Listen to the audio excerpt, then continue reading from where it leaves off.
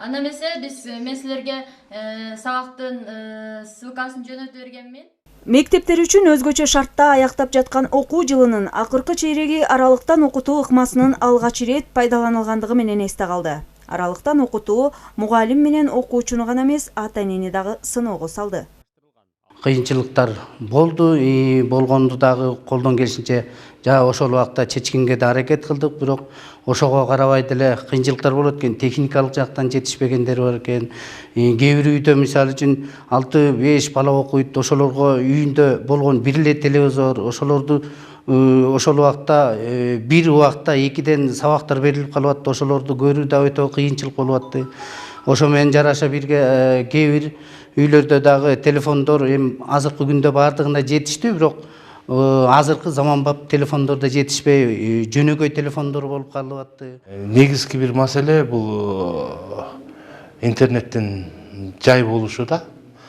Ошол кичине бизге тоскоолдук кылды. Жанагы Classroom, Zoom байланыштары ошол менен чыгууда биз окуучуларда интернет үзгүлтүккө учурап, кичине ошондон кыйналып атат.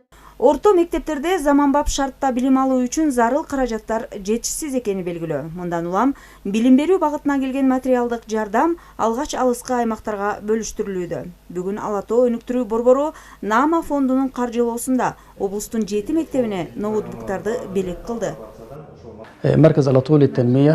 Мындай техникалык каражаттарды өлкө боюнча таратуудабыз. Мындан сырткары Кыргызстандын саламаттыкты сактоо тармагына 7 тез жардам унаасын бердик. Эми 350 тонна азык-түлүк таратабыз 7 Дубан аймагына.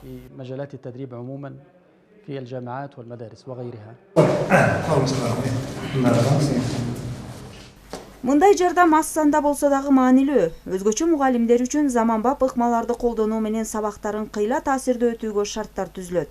Ал эми мындай каражаттарды ишке киргизген интернет байланышы жеткен мектептер учурда Нарын облусунда 67% түзүүдө. Лариса Калдыбаева, Абсамат Дөөлөсбеков.